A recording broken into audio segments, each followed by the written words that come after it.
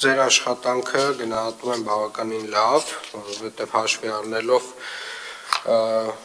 այն ռեժիմը, որով որ դուք աշխատել եք, ընդհանուր առմամբ առաջնային ճանապարհներին եւ երկրորդային ճանապարհներին մենք գրեթե խնդիր չենք ունեցել, կարելի ասել, եւ ուզում եմ նաեւ խոսել այն մասին, թե ինչն է արվել վատ իմ կարծիքով եւ իմ տպավորությամբ, որը իհարկե վերջին շրջանում որոշակի աշխատանքներ, ինտենսիվ աշխատանքներ սկսել է արվել, բայց ցավոք սրտի պետք է արձանագրել, որ վարչական շրջանների մեր կատարած աշխատանքից ես դժգոհ եմ մի քանի պատճառներով։ Առաջին հերթին իմ կարծիքով մենք բավարար չափով ջանք չենք գործադրել, որպեսզի մասնավոր տնտեսվարողները, ովքեր ունեն պարտականություն, իրենց դիմացի հատվածներում ձնամաքրման աշխատանքներ իրականացնելու համար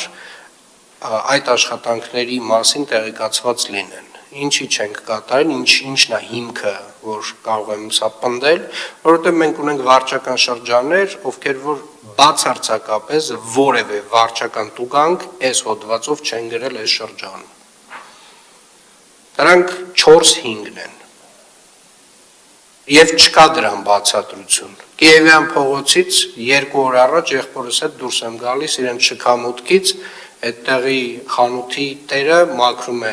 դիմացի հատվածը եւ ինձ ասում է ինձ սրա համար փող պետք է տաք։ Այսինքն այդ մարդը չգիտի, որ ինքը պարտավոր է դա անել։ Ավականու որոշմամբ մասնավոր տնտեսվարողներ, ովքեր որ առաջնային գծում ունեն օբյեկտներ, հասարակական տարածքներ, բիզնես, իրենք պարտավոր են այս ձնամաքրման աշխատանքներին մասնակցել։ Պարտավոր են նաև համատիրությունները։ Սա մեկ։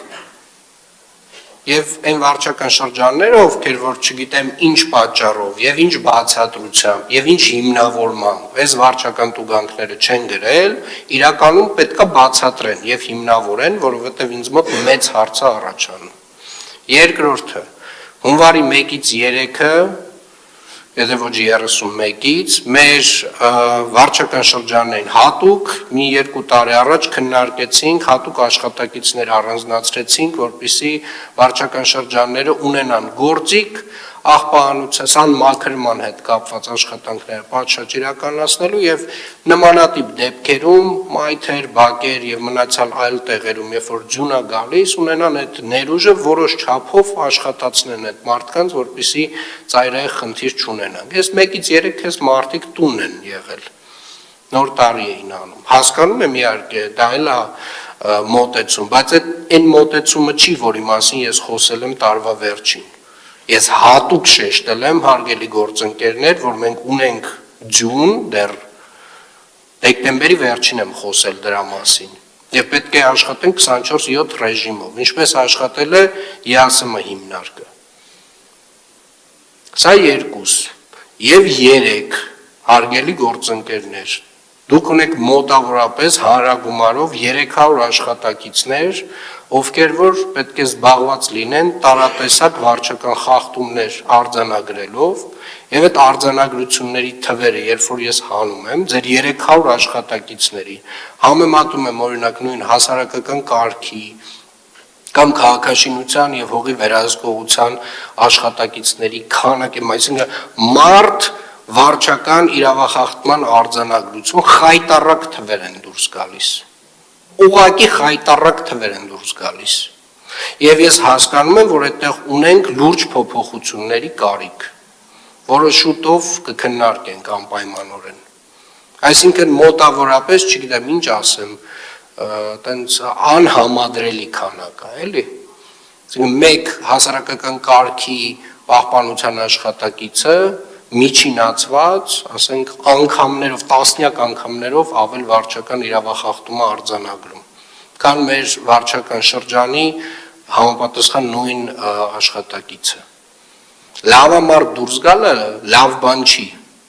Այդ վարչական տուգանքները հենց այնպես չեն գրվում։ Այդ վարչական տուգանքը նրա համար է, որ այդ խանութի տերը իմանա, որ դա իր պատասխանատվությունն է։ Այդ վարչական տուգանքը դրա համար է։ Որովհետև ինքը պարտավոր չի այս գործակարգ հավանականը լսել, բայց ինքը պարտավոր է ավականու որոշումը կատարել։ Պարոն Կարոյան, ինձ թվում է մենք տեխնիկայի հավելյալ կարիք այնուամենայնիվ ունենալու ենք, խնդրում եմ մի հատ գույքագրել վերջնական ինչ քանակի ինչ ծավալի տեխնիկա է մեզ պետք, ունիվերսալ տեխնիկա հավելյալ, որը որ կսպասարկի մեր վարչական բոլոր շրջանները նմանատիպ դեպքերում, բայց նաև կիրականացնի սանմաքրման աշխատանքներ։